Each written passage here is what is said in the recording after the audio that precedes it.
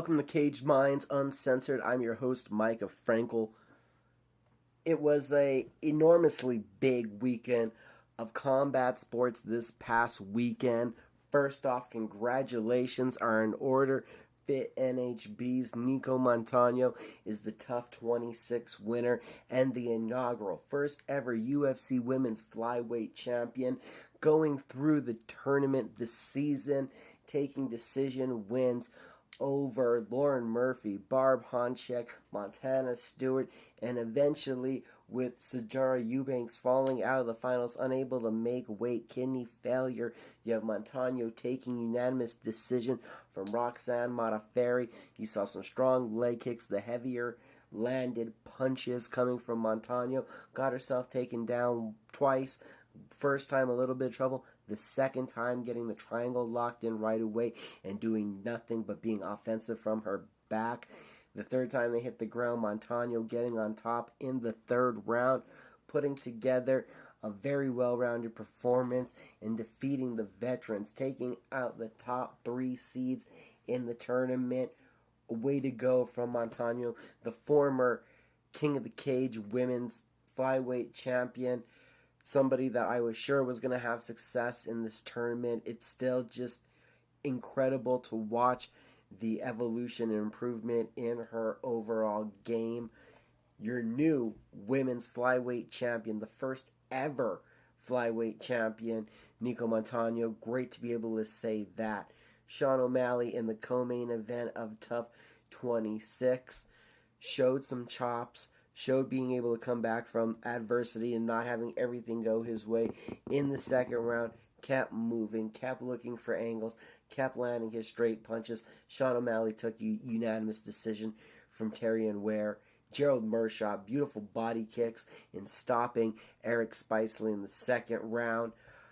You had the calf slicer from Brett Johns 30 seconds into his meeting with Joe Soto, dropping down and securing that leg lock. A crazy finish. A crazy fight in of its own self was Ryan James nearly getting finished by Andrew Sanchez. Sanchez's right hand could not miss in the first round.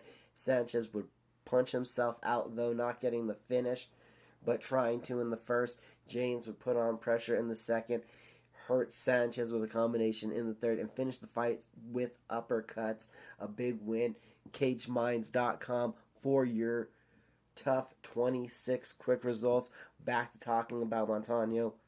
Some people said, heading into it being Nico Montano versus Sijara Eubanks, that for once a Bellator title had more prestige than a UFC title. Obviously, I think that thought has to change because you beat Murphy, you beat Barb Honchak, and you beat now Roxanne Modafferi. These are bona fide wins that Nico Montano has collected going through this Ultimate Fighter Tough 26 tournament. It shows a great ability. I really do believe Nico Montano, Alimale McFarland, if you were to do that Bellator UFC crossover, this is a new division that's getting a lot more attention, and it really would be a toss-up. But both women are bona fide world champion caliber fighters. Where should the first challenger for Nico Montano come from? Well, the UFC messed up, I believe, this season of the Ultimate Fighter. They did a much better job with the strawweight season, as they had girls like Claudia Gadelha and Joanna Jacek already fighting active in the UFC. Well, they were doing this inaugural championship season when they did 115 pounds. They haven't kicked over and kicked up the volume of fights for the women 125-pound division. Some of that due to injuries and whatnot. They should have had Paige Van Zandt versus Jessica Ai, but they didn't. Now you're looking at, you've had Jessie Rose, who beat Beck Rollins, that she'll now be facing Paige Van Zandt, and you could, I guess, see the UFC having an implication of where they want to go, a path that they're taking to find a number one contender. But I would go in a different direction. And this coming weekend, we actually have Invicta FC 26. We're going to have Nedvedic from Poland, who's 10-0, challenging Jennifer Maia for the Invicta FC flyweight title. Maya, if she's able to defend the title once again, I think deserves that opportunity to be brought up to the UFC and to challenge for the world title.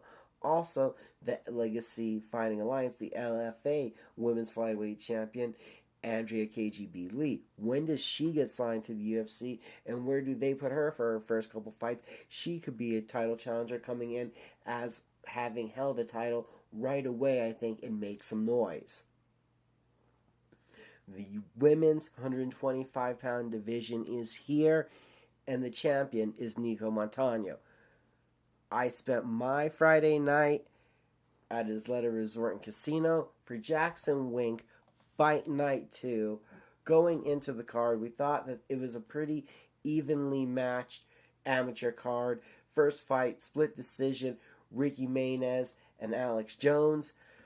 You had Ozzy Chavez surviving a big flurry from Daniel Nieto to catch Nieto with an uppercut and get an early first round knockout, suffering damage and bouncing back. Caleb Ramirez drags Dakota Monroe to the ground and is able to sink in a rear naked choke for a first round win. In a complete slobber knocker scramble fest, Vic Masayeva outlasts Ray Viza, getting a second round TKO. In one of the greatest displays I've ever seen, Diego Sanchez makes Isaac Marquez, the Shermanators, dream come true, having his big fight. The big fight he always wanted to have. Marquez and Sanchez go to war. Marquez hits the takedown, got swept, but was able to, from his back, pull off the armbar, submitting Diego Sanchez in the first round. Word on the street is that Isaac Marquez has next called out John Dodson.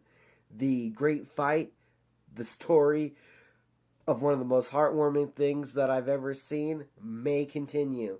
The Shermanator touching everybody's heart, knocking down doors, and conquering as a New Mexico champion. We kicked off the pro card with Chris Brown, who will join us later, knocking down Brendan Trujillo with the right hand, knocking him down with the left hand, slamming him around when it got to the ground, eventually getting the back and securing the rear naked choke in 2 minutes of the first round. Chris Brown, undefeated as an amateur, the King of the Cage amateur lightweight champion, now 1-0 as a professional. Andrew Kaplan, in a transition, catches Maurice Jackson with a rear naked choke 48 seconds into their fight. Jackson tried to take down. It became a scramble. Kaplan gets the rear naked choke in a crazy fight. 19 seconds into the first round, one right hand. The Brown Bomber, Wilfredo Santiago Jr., does what he does and knocks out Omar Acosta. Cody East finds his way to revenge with a smart, methodical game plan, combinations, and leg kicks en route to defeating Tony Lopez by unanimous decision in a fight that, due to a clash of shins, was one of the bloodiest fights I've ever seen, without much blood coming from the faces. Tony Lopez's right leg looking like a horror movie from the crack down his shin. In the co-main event, Harvey Park is able to outlast a frantic Majin Arain in the first round of what was a scrambling fight.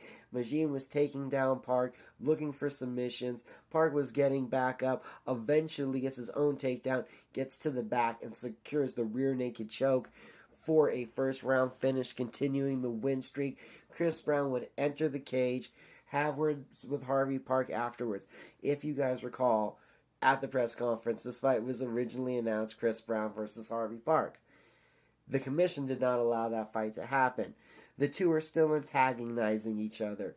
The emotions that they're bringing out in each other, the yelling back and forth from crowd to cage that led to Brown entering the cage, the electricity was in the air. A bona fide sell-out main event is possible if the commission would allow this fight to happen.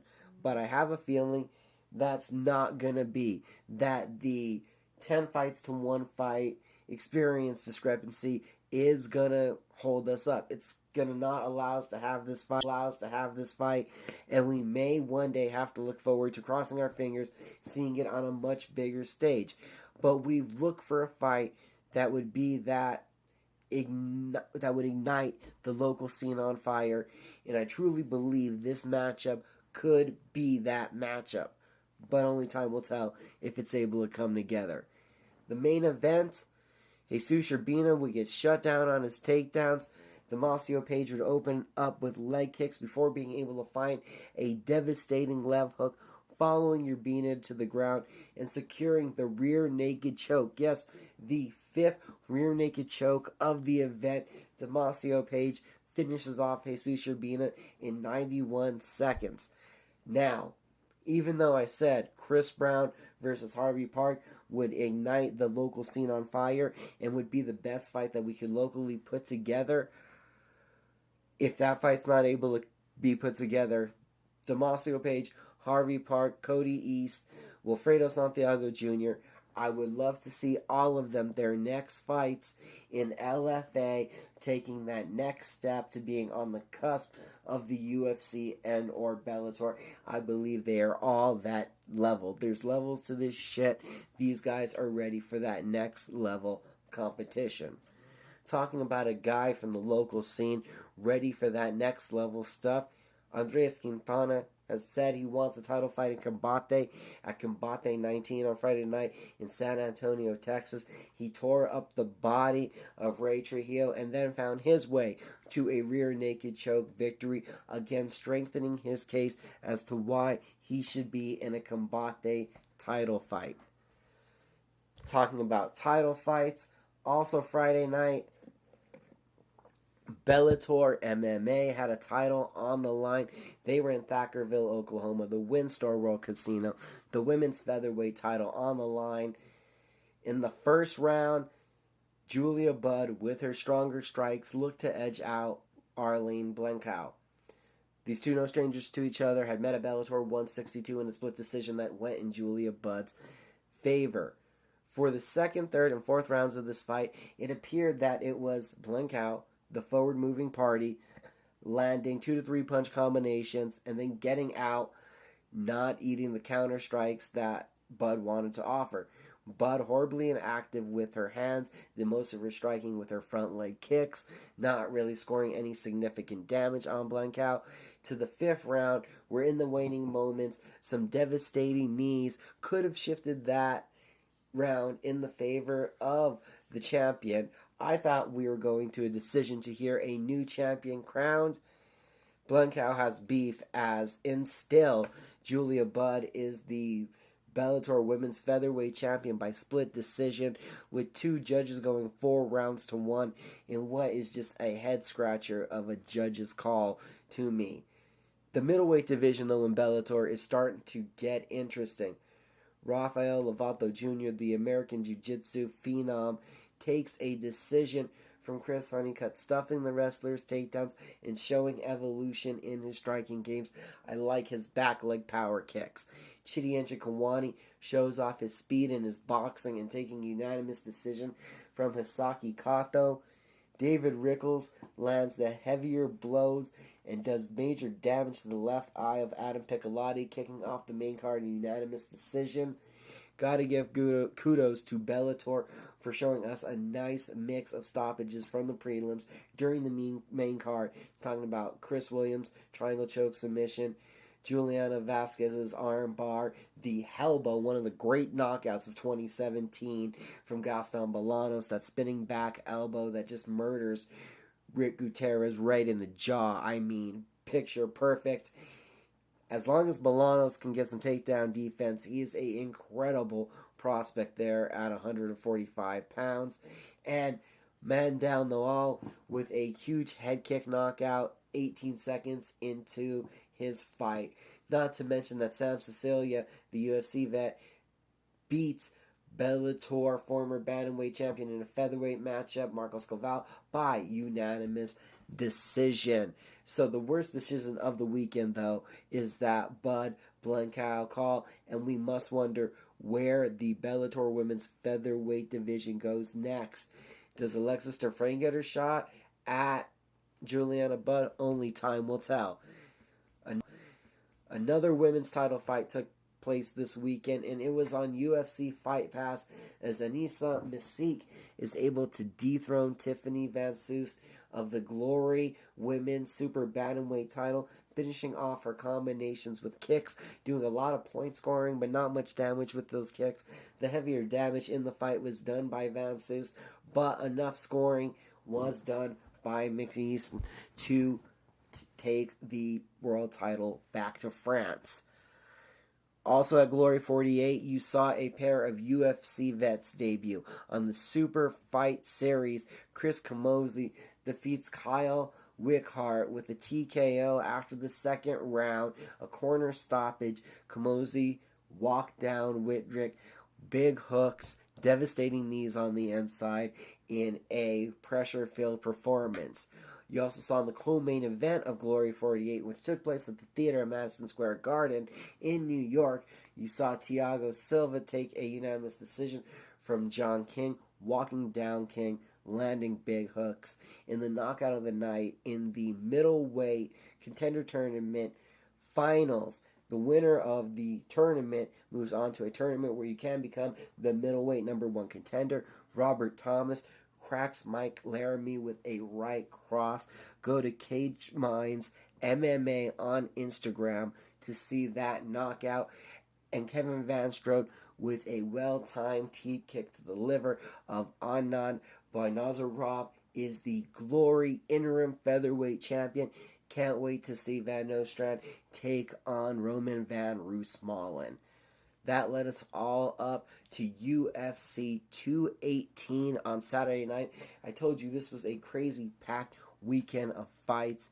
Max Holloway, reminiscent as what I feel the changing of the guard. We saw this with Frankie Edgar to BJ Penn, and now we've seen it with Max Holloway to Jose Aldo.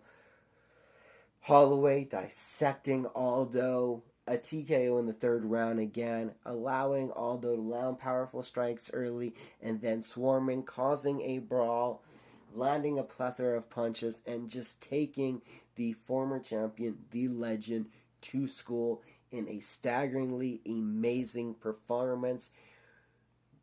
Max Holloway, the blessed error, the way he's able to pick his shots, not just headhunt, land to different sections of the body, throw different techniques.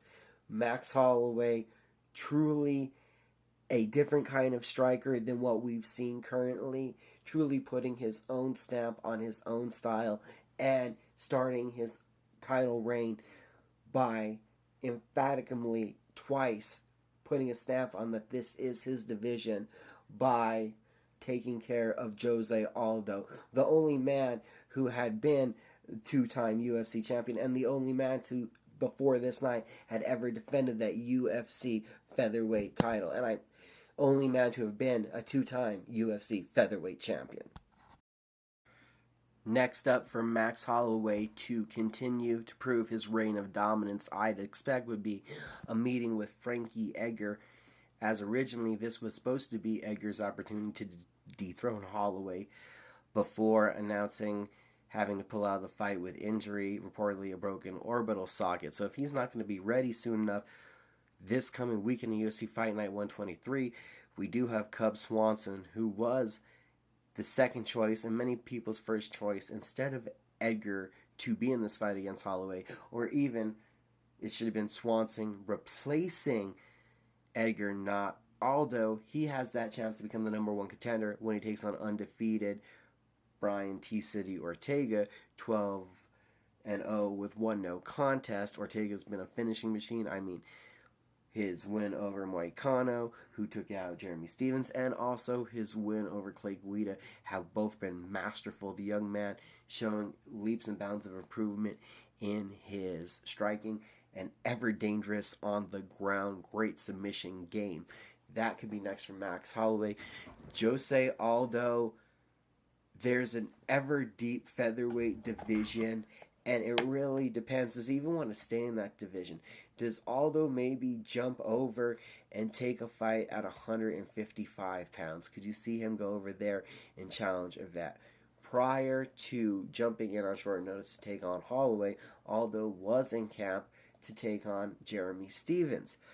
I think that would have almost been a better fight for the Aldo that we saw. But there's still going to be guys like a Darren Elkins, even a Dennis Bermudez. You got people that would love to get a name like Jose Aldo on their record book. So it just really depends. Where does the former champion want to go? Does he want to stay at 45? The cut has always been hard. Does he maybe go up to 155 pounds? Does he still want to compete in the UFC? Or is he just of that mindset that he wanted to fight out his contract so he can go try his hand at boxing? That would really determine a lot of what's next for the former world champion. What's next in the heavyweight division? Well, after a giant left hook knockout where I believe that punch started from his knee, Francis Ngannou is the scariest man on the planet, knocking out Alistair Overeem. Take my money now. Just shut up and take it. We don't even have to sell it. Even though it's a great story. American firefighter, the world champion. Knockouts over legends back-to-back like Overeem and Fabricio Verdum. Well, Francis Ngannou, the African fighter who is poor on the streets of France, who's now living in Vegas, who has just knocked out legends Andrei Arlovski and Alistair Overeem, the two best heavyweights, the best heavyweight fight that the UFC has been able to make in quite a while. Francis Ngannou, Stipe Miocic has got to happen. Stipe Miocic, you would think his wrestling would be that X factor coming into a fight with Ngannou, but that's kind of what we thought with Curtis Blades, kind of what we thought with Anthony Hamilton, even though you have to know that what Miocic is bringing to the table, because he is the world champion, is better than those guys. It's a level above, but it feels like heading in, the momentum would be on Francis Ngannou's side, and so would the betting favorites. With Henry Cejudo's wrestling performance against Sergio Pettis, it is all but assured us of TJ versus DJ. Dana White likes that fight. Jimmy Rivera has not done enough to impress to jump into 135-pound stardom. Sergio Pettis would have really needed a spectacular knockout of Cejudo to jump the pack at 125 pounds. The super fight between the 135 and 125 pound divisions seems to be the UFC's next gold. Tisha Torres keeps on chugging away. The tiny tornado comes up with some timely takedowns and is able to take a unanimous decision from Michelle Waterson. Michelle Waterson, it's back to the drawing board for a consummate professional. For Tisha Torres, it's keep striving towards the UFC women's strawweight title fight. Looking up right now, Tisha Torres probably be looking at a fight with Karolina Kowalkiewicz, unless they're going to do Kowalkiewicz versus Jessica Andrade. Rose Namajunas, is she rematching Joanna Jędrzejczyk? But Tisha Torres definitely right in the mix, and we can't forget that there's Felice Herring and Cynthia Calvillo. This women's 115-pound division is starting to get its fill of contenders, and that's really good to see. Now, also talking about this UFC 218 event from Saturday, you had Yancy Medeiros and Alex Oliveira in the fight of the night, which stole those honors from a tremendous fight and a war between Eddie Alvarez and Justin Gaethje. Both were epic fights. Both just tons of blood, guts, and tough shit. It was amazing to see the back and forth between Oliveira and Medeiros. Oliveira seemed like he had his points where he was just walking down Medeiros. Medeiros would land a hard strike and seemed to get it in his favor before finally Oliveira's body just giving up on him. On the other side, the other great fight that was on the pay-per-view, Eddie Alvarez and Justin Gaethje. Gaethje, the leg kicks were effective but not effective enough. Eddie Alvarez, a great job of pounding the body with his hooks. A timely knee up the middle, knocking out Justin Gaethje. A huge win for Eddie Alvarez. Dustin Poirier, Eddie Alvarez, They had that no contest. I think we need to see them fight one more time. Like I said, Felice Herrig, split decision, close win. She keeps on winning. David Tamura, he keeps on rolling. The impressive striker was able to play his own game and not get trapped in a brawl with Jakar Close and taking an unanimous decision win. Justin Willis, another heavyweight name to keep an ear out for, making his way up through these UFC prelims. And Dominic Reyes, we need prospects at 205 pounds. Reyes has showed us striking in his debut, shows off his grappling and getting a rear naked choke of Jeremy Kimball. But bigger than that, he showed off poise when he was taken down, fought back to a good position, and got the finish in the first round. UFC 218 was unheralded going into the pay-per-view weekend.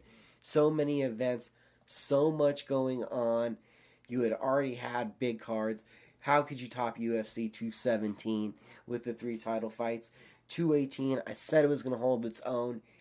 It's not often that you have something like what Max Holloway did, where you can feel an era, the blessed era beginning. Ngannou, a possible knockout of the year with how dirty he put down Overeem.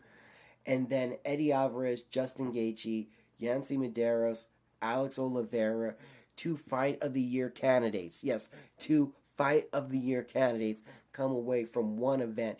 UFC 218 delivered and exceeded expectations.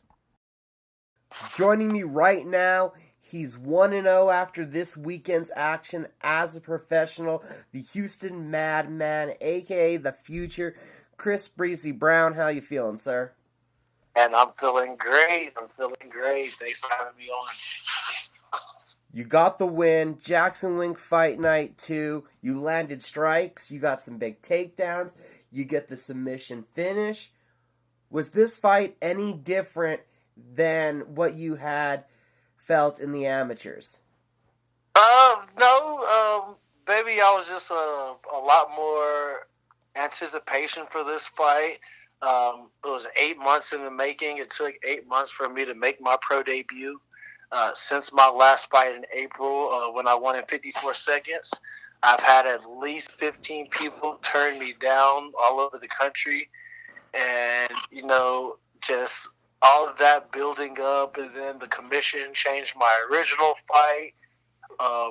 Wink knew that I was really disappointed about not getting to co-headline like I was originally supposed to, but I was just happy that I had an opponent that was actually going to show up.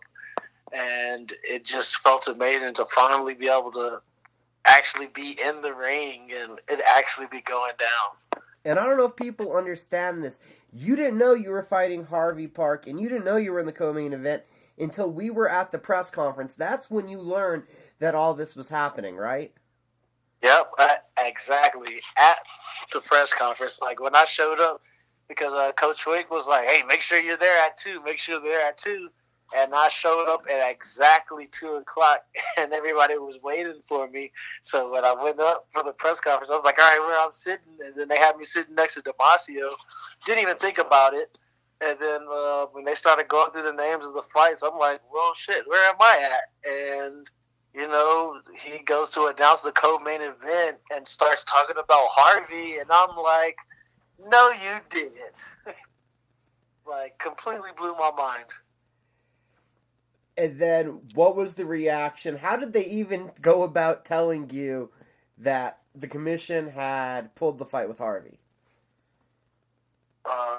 Coach Wink sent me a text and was like, hey, Chris, they just informed me that the commission might be trying to take it away.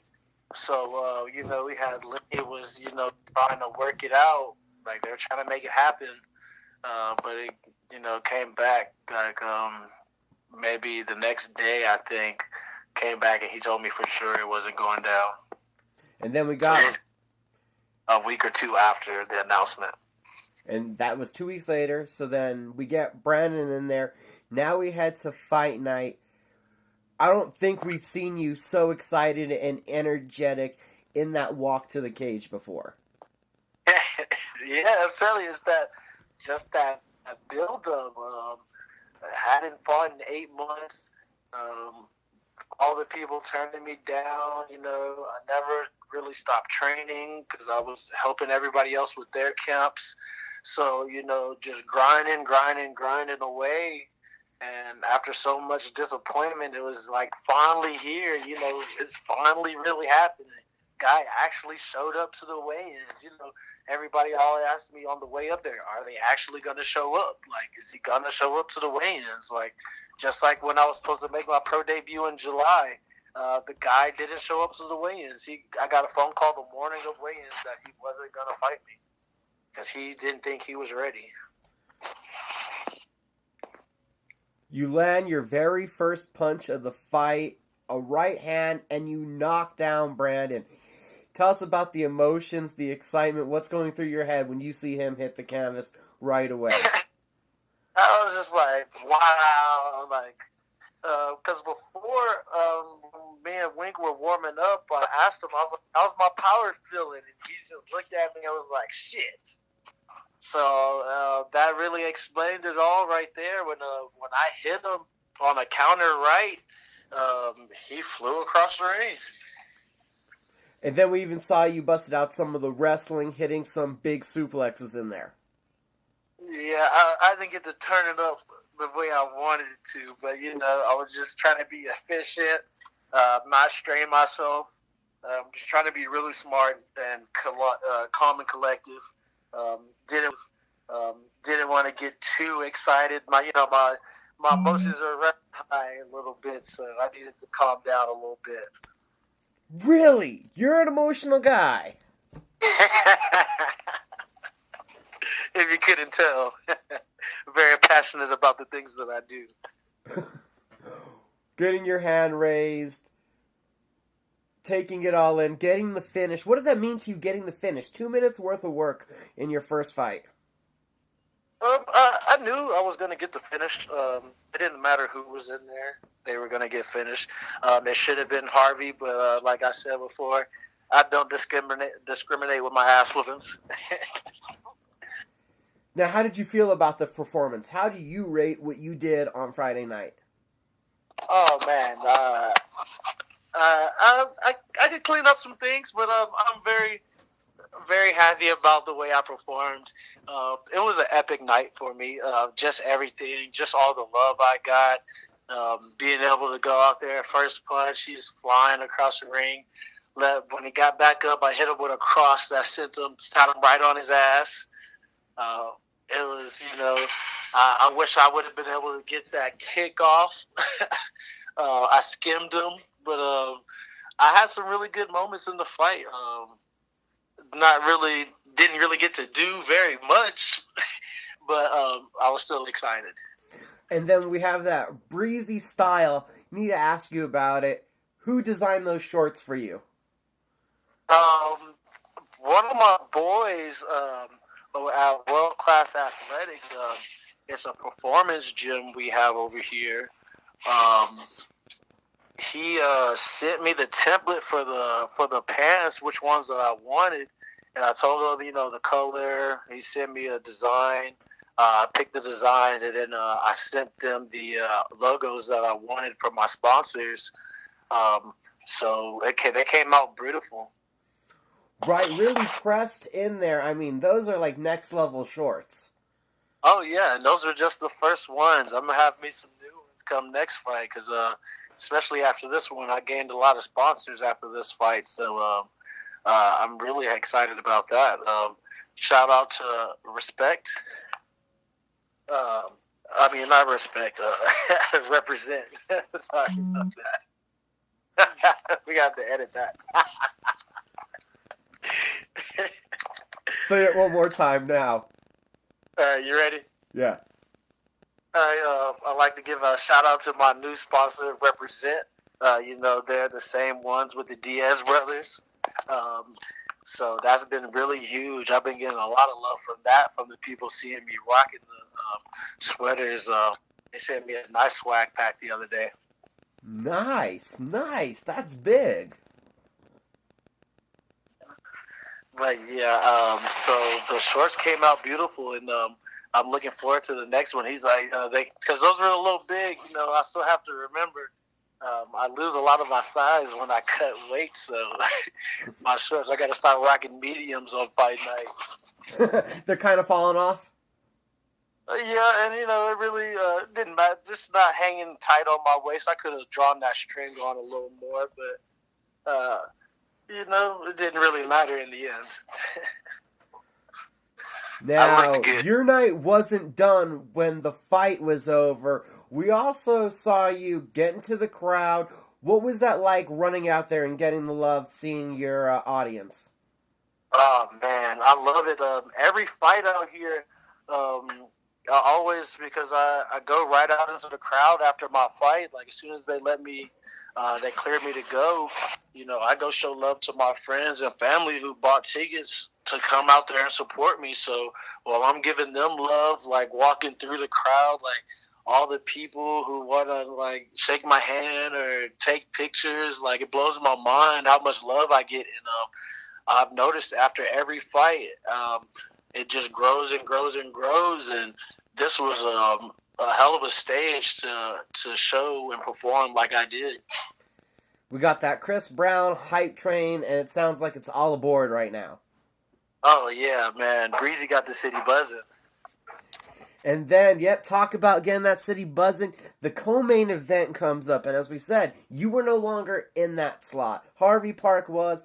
Harvey Park was going to face Jonathan Gary. Knee injury. Jonathan Gary's not there. Majid from France, who trains at the JacksonWink Academy, a guy you've trained side by side with. He jumps into that opportunity, takes on Harvey, almost catches Harvey early in a front choke, takes Harvey down several times. Harvey gets back up, gets his own takedown, gets the back, gets a submission. What did you think of that co-main event fight? Majid was doing great. He was getting takedowns with ease. He was really putting Harvey in some bad positions, but he just broke mentally. He wasn't into the game like he should have been. He was apparently going through some issues with the way that the camp went, so he's actually no longer a part of our team after there was a fallout there. But he was giving Harvey some problems, and Harvey, he made a mistake. He admitted he gave up. He just broke. So Majid has left already? Yeah, he's gone. I got word today from Misha when I went to the gym to help out Holly today. He's gone. I think he's trying to go train with Francis Ngannou or something. He had made some long ago rant, so I'm not really too sure, though. The best of luck to him, though. Well, that's some news. But the fight, and your night still wasn't even over. We got sidetracked. Then you start yelling towards Harvey after Harvey gets the submission win? Yeah, I'm right there cage side because I'm watching the fight, so I'm yelling. He gets up and celebrated. I'm yelling, "You're weak! You're weak!" And he saw me, so he was like, "Oh yeah, well come in here then." I was like, "Oh yeah?" So I ran straight to the ring. I was double fisting, so I was like, "Hey, hold my beers," and I jumped in the cage. Lenny made sure that I wasn't gonna try anything, but I was like, I'm here to promote it. Like, I'm a professional. I won't put my hands on him yet, but I jumped in there. First thing he says is, "Let's sell some tickets," but that wasn't even what was on my mind. I just wanted to fight. I wasn't even worried about selling no tickets. I've heard people say that we need a big main event here locally. I heard people say that we need a buzz, that we need a true main event. You've been barking at Harvey since you won that amateur title. I feel like this is the kind of hype, the kind of buzz, the kind of build-up that would fill a building, but I'm not so sure if the commission is inclined to making this fight happen. Yeah, the commission definitely doesn't want this fight to happen right now. the head of commission personally told me that they want us to get built up some more so they can make the fight the blockbuster that it has the potential to be. It'd be hard to imagine even getting bigger, because I'm already sure that from the room we were in at Isleta, the showroom, even though it's beautiful, we'd still need a bigger room for that fight. Yeah, it would be that big. Definitely need a bigger room for that fight, because we were about at capacity for that one, and this one's definitely would sell out quickly. But I've been already getting complaints about my fights being too fast, and I don't think Harvey will last very long with me at all. It took him 3 rounds to beat Brandon Trujillo, and do you see what I did to him? 2 minutes again. And it took this man 3 rounds. I don't know if there is such a thing as finishing your fights too fast. I do understand there's a benefit to gaining rounds, gaining minutes, and gaining opportunities, but it's also really good to see a refined killer instinct. Yeah, I tell everybody when I'm selling them the tickets, they be like, "Oh, how long is it gonna last?" I'm like, I make no promises. My last fight was 54 seconds before this one, so I'm not making any promises on how fast they're going to last, but I tell you, it's going to look good. So the Harvey Park fight, we'd like to make it. It'd be huge. Not making it, it's probably not happening. They don't want to fight me. They don't want to fight me. So they protected him. He don't want to fight me. He don't want to fight me. I know he said he signed a contract and all that, but we know what's going on. He can't roll with me. His level of wrestling isn't on my level. Just after what we saw on Friday night, his stand-up's not on my level. Just from what we saw from when he fought Brandon. So I don't know where he thinks he wants to go with the fight, but I'm more than willing to take it. Well, better yet, where do you go next now? We're talking to you. Where do you go next? What's next for Chris Brwon? We will wait and see. Hopefully I don't have to wait another 8 months. But, now that the little breezy hype train is going, we will see who's not scared. I'm willing to fight. I just want to fight as soon as possible. I didn't take any damage. So I'm trying to get in. I wish I could fight next weekend.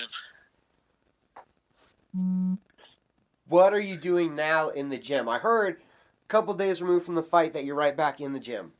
Oh, yeah. I was back in the gym yesterday helping Holly. Right after I won my fight, I gave her a hug and said, "Hey, I'll be there on Monday for you. We're about to get this dub." So, yesterday and today, I've just been grinding with her, trying to get her ready for December 30th.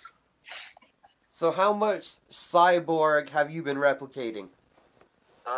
Man, I've been pretending to be Cyborg since last December. So we've had a lot of time on this.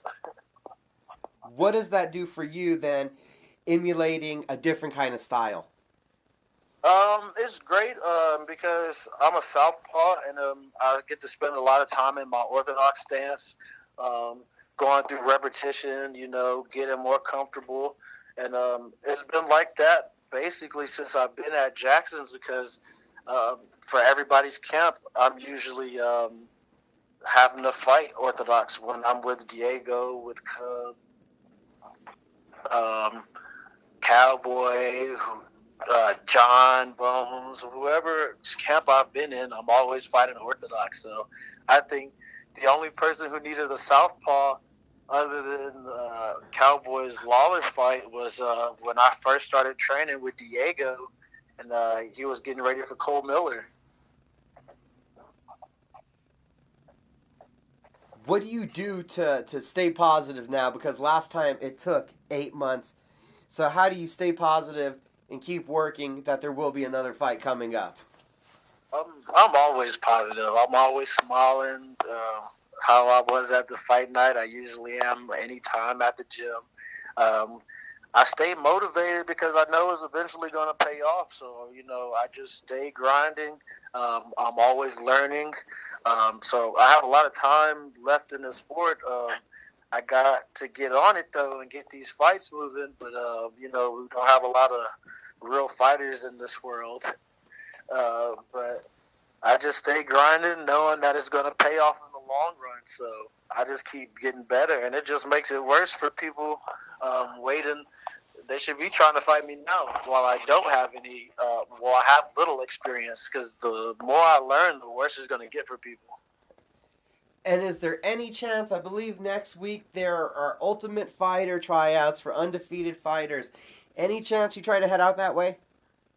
I wish I could get on there, but the requirements, they need 3 fights, and I've known that the 3-fight requirement for a while now, but I've been trying to get a fight since April. I was trying to knock out my 3 before we got here, so I could have done it, but everybody running away. Just the not to be, I guess, at this moment. Yeah, it doesn't look like I'm going to get on there this time. I would love the opportunity. Diego Sanchez has been wanting to get me on there, but we've been trying to get these 3 fights, and that has proven to be harder than once expected. Well, at least this past weekend, again, you got the first one out of the way. And how would you grade that performance again, giving yourself a letter grade?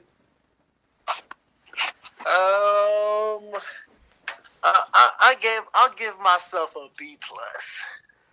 A B plus, and I give my B plus. How much have you been told from the coaches that there is to work on now? How big was that list? We didn't really we haven't really talked about it. When I was with Wink today, and we were just focused on Holly. That's our main goal right now. But I know right after, when I was in the cage, Wink came up to me and said, "All right, we got some things to work on," and I know we do. That's what I expected him to say. I could have been a lot more crisp about things. I wasn't on top of my best game, so I think there's a lot for me to improve on.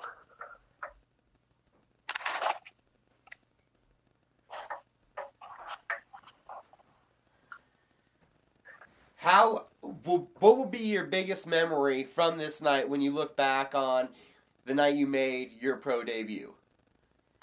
Just having my parents there, my best friends were all there, having Coach Wink right there, having Diego right by my side, and having Holly there. The only person I was missing was Bones, but everything else about that night was perfect. I couldn't have imagined it going any other way. Chris Brwon, again, congratulations on the win, sir, and thank you for joining me. Thank you. What to look forward to this weekend? Friday night on Access TV of LFA 28, the main event, a rematch 4 years in the making. Louis Luna taking on UFC vet Damon Leach Jackson. Jackson won their first meeting by submission. Luna on a 2-fight win streak. The card will also feature former Legacy FC bantamweight champion Steven Peterson moving up to 145 pounds, not to mention 4-0 Alonzo Manfield taking on 13-fight vet Octavio Lazaro. Not to mention Caio Machado, who we've seen a couple times in Legacy, also on the card. Same night, UFC Fight Pass has Invicta FC 26, Jennifer Maia, and Kazna Nedwidge for the Invicta FC flyweight title. I believe the winner should be moving on to that UFC octagon. The co-main event, Mackenzie Dern, who's 4-0, the BJJ Phenom, believes with a 5-0 record that'll get her into the UFC octagon. She takes on striking, very talented striker, Kayleen Medeiros. The card will also see Amber the Bully Brown against Tessa Simpson. We have an interview with Amber up at KateMines.com. Not to mention there's Amy Montenegro at strawweight against Virma Yanhidirba, who is 11-0 from Brazil. Vanessa Porto meets Milana Dudeva in a women's flyweight contest. So an interesting night of fights with a world-renowned flair. I believe you have 5 Brazilians, 1 female hailing from Mexico, Poland, Russia, and at least 1 other country that I'm not sure of being represented. A world view of athletes at Invicta FC 26. You have Saturday the UFC and Bellator going up against each other. Bellator is in Rome, Italy. Alessio Sakara is challenging Rafael Carvalho for the middleweight title. Carvalho has been so technical, so hard-hitting with his strikes. You gotta love his body kick. Sakara, first time fighting in Bellator at middleweight, had fought his previous 2 fights up at 205 pounds. A power puncher, loves to use his boxing. Brandon Gertz is in action against Luka Jelic. Lena Akchenikova meets Alejandra Lara. Mikhail Nick meets Marcos Merdana. Then you have Bellator Kickboxing 8, because in Italy, kickboxing reigns supreme. And some big names Bellator has bring out for this card. Gabriel Varga. You have Kevin Ross versus Hazan Iman. You have John Wayne Parr, the Australian Muay Thai legend, against Pirgo Palagio. You have Joe Stitchem-Up Schilling against Philippe Verlinden. You have Raymond the Real Deal Daniels against Ganes Bukas. Bellator bringing some big names to that middleweight card. An intriguing setup where you have the MMA and then you have the boxing. A big night for Bellator in Italy because they go live. So for that Italian crowd, if you don't get it, the MMA is the appetizer and this kickboxing card is the main dish. Now, as we said, this is Bellator going up against the UFC. So the UFC side of the offering, as we had mentioned, could produce a number 1 contender in the featherweight division. Cub Swanson, dynamic boxing, footwork, and head movement, taking on undefeated Brian Ortega, a Gracie Jiu-Jitsu prodigy whose striking has been coming along, scoring 3rd-round knockouts over Thiago Tavares and Clay Guida, bona fide TKOs of veterans, not to mention submitting Diego Brandao and Renato Moicano. Moicano had been able to outstrike Jeremy Stevens, so you're seeing the wins and the caliber of wins that Ortega has. This young man, very talented, very promising. With this career-defining win over Cub Swanson, he would put himself as the number 1 contender, I believe, in the featherweight division, depending on how bad the orbital socket is broke of Frankie Edgar. In the co-main event, number 15 ranked in the featherweight division, Jason Knight, very good striking, crazy hillbilly jiu-jitsu off his back, taking on Mexico's Gabriel Benitez. Mowgli has been known as long as I've been hearing about him, and I saw him locally fight here for AAA MMA up at Camel Rock Casino, has been known as a striker with big kicks. Also on this FS1 main card, which you have FS1 main card, FS1 prelims. It should just be all a main card, and only the Fight Pass fights should be prelims. But I'm getting off track. You also have a bantamweight top 10 matchup. Marlon Moraes, Aljamain Sterling. Moraes has lost a close decision to Rafael Sunsao and taken a close split decision from John Dodson. How does he do with the Funk Master Aljamain Sterling, who has a different kind of wrestling game? Moraes, the striker, Sterling, the kicker who wants to grapple. An interesting dynamic coming up. Scott Holtzman versus Daryl Horcher at lightweight. Holtzman presses forward, bites down on his mouthpiece, timely takedowns. Horcher has been impressive also. You have a 185-pound matchup where your boy, Eric Anders, the former Alabama football player, former LFA middleweight champion, takes on fellow 9-0 former LFA middleweight champion Marcus Perez, who had some tough tests coming up through the Brazilian ranks. This fight will be hard-hitting. This fight will end with a knockout. Anders put on a devastating show with his left hand in his UFC debut. And Perez, last time I saw him, big, huge kicks. This fight will be crazy. The FS1 prelims are nothing to slouch at, even though I don't like the fact that they're called prelims. A top 15 women's bantamweight battle as Liz Carmouche takes on Alexis Davis. For you Strikeforce fans, you know how good those two women are. One time he's lost, Luke Coolhand Sanders wants to get back in the win column. He looks to do so against Andre Sukumatha. Nice hands, will look to strike. Well, Sanders will be looking for his takedowns. And on the Fight Pass prelims, two fights I want to highlight there. Alejandro Perez, the tough Latino winner against heavy-handed BJJ black belt Yuri Alcantara. That one will definitely be fun as the feature Fight Pass prelim. Kicking off the whole card, you have undefeated 10-0 Trevin Giles, who finds ways to finish guys, taking on Antonio Braga Nieto from Brazil. Fireworks there early. I like Giles to continue being undefeated. Also, Saturday, for your kickboxing flavor, back-to-back weekends with Glory. This is Glory 49, and it's actually a 3-part event because you have Glory 49 actually kicking it off early in the day with a 4-man contender tournament in the lightweight division. Then you move over to the Super Fight Series on UFC Fight Pass. That's going to be headlined by Michael Pereira defending the Glory middleweight title against Fusef Bulgari. Two of the bigger middleweights that Glory has to offer. Going to be a cracking affair.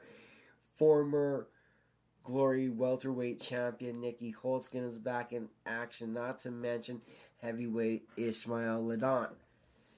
And then you have Glory Redemption, the third layer of this masterpiece, your UFC TV pay-per-view event where the Glory light heavyweight number one contender will be determined. Michael Dump versus Daniel Ilunga.